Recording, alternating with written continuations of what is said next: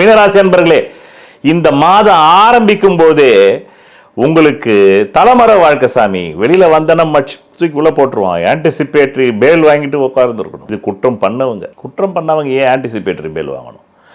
ஆனாலும் எப்படி இருந்தனோ இப்படி ஆயிட்டனே, அதுக்காக நீங்க ஒரு தலைமறை வாழ்க்கை.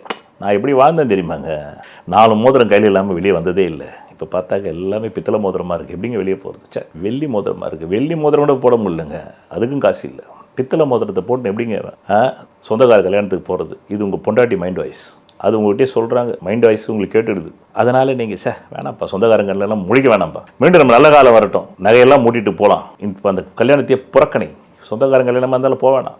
ஏன்னா நம்ம போகலனாக்கா என்ன, சீப்பை ஒழிச்சு வச்ச கல்யாணம் நிற்க போகுது. நம்ம போகிறதுக்காக மாப்பிள்ளை தாலி கட்ட மாட்டாரா என்ன விடு அப்படின்ற அளவுக்கு ஒரு தலைமறை வாழ்க்கை. பிறகு நான் சொன்ன தேதியில் ஒரு பணம் வருது. பிறகு இந்த மாதத்துக்கு உங்களுக்கு தேவைக்கான பணம் உங்களுடைய கற்ற கல்வியை வைத்து, பெருக்கல்வியை வைத்து, வித்தையை வைத்து, தொழில் திறமையை வைத்து, வியாபாரத்தை வைத்து வரும்.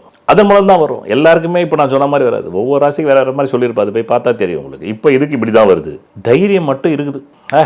ஆமாம், எங்கே கால் போகும் போக விடு, முடிவை பார்த்து விடு, காலம் ஒரு நாள் கை கொடுக்கும், அதுவரை பொறுத்து இரு.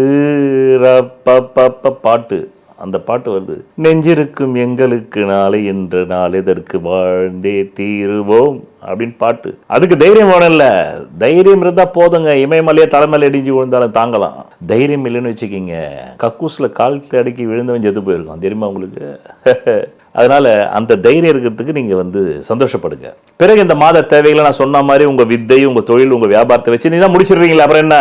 பிள்ளைகள் விஷயம் இந்த மாதம் உங்களுக்கு ஒரு மகிழ்ச்சியை தருது. பட் நீங்கள் மட்டும் ஒரு சன்னியாசி மனநிலையில் இருக்கீங்க. எப்படி சன்னியாசி மாதிரி இருக்கிறீங்க. ஓம் சாந்தி, ஓம் சாந்தி அப்படின்னு ஒரு சாந்தி நிலையில், தியான நிலையில் இருக்கிறீங்க. அப்படி எங்கேயாவது ஒரு கோயில் குளம் போயிட்டு வரலாம்ப்பா, மலை மேலே உள்ள கோயிலுக்கு போகலாம்ப்பா, நல்ல பனி படர்ந்த இடத்துக்கு போகலாம்ப்பா, கைலாஷ் அந்த மாதிரி எங்கன்னா போகலாம்ப்பா, கடனாக வாங்கிட்டு போகலாம்ப்பா அப்படின்னு ஒரு சிந்தனை வருது. ஒரு சன்னியாச மனநிலையிலே உங்கள் மனசு இருக்குது இந்த மாதம். எப்படி இப்படி சொல்லணுங்க ஜோசியம் சொன்னால். அத்துடன் இந்த மாதம் நிறைவடைகிறது மீனராசி அன்பர்களே. இதுவரையிலும் நான் இந்த ஆன்மீக பந்தம் சேனலுக்கும் இதுவரையில் நான் உங்களுக்கு மேஷம் முதல் மீனராசி பலாபலன்களை தேதி மாத வருடத்தோடு துரிதமாக கூறினேன். நன்றி, வணக்கம்.